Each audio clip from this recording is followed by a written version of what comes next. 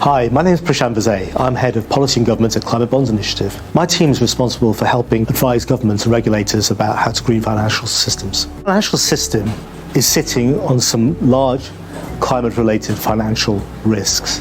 4/5 of all the proven reserves of oil and gas and coal can't be burned if we need to keep our temperature below 2 degrees centigrade. Many of the houses that we live in are in floodplains and at risk of climate physical risks. This is important because these are the assets that underpin our financial systems. They provide all the collateral for our banks so that they can operate. Central banks understand this. 2 years ago, they formed into the Network for Greening Financial Systems to try and organise how they can come up with solutions to deal with these important risks.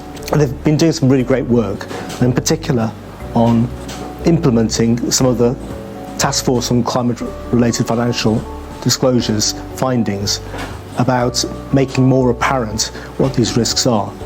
So what they're trying to do is make sure that outside people, stakeholders, are properly thinking about how much risk that insurance companies and banks are facing.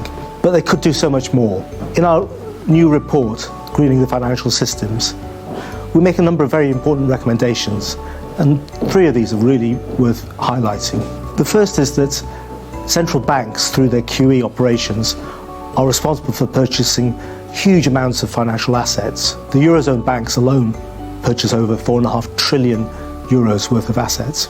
And even though they're no longer actively buying them any longer, they are still replenishing their existing holdings. What would happen if they, instead of buying assets that are secure and highly liquid, they actually discriminated against buying assets in oil and gas companies and other sectors that are at risk of falling in value, and instead buy green assets? A second recommendation is banks currently hold reserves to demonstrate that they're well capitalised and have sufficient liquidity. It's central banks that decide the rules for what kind of assets are allowed and not allowed.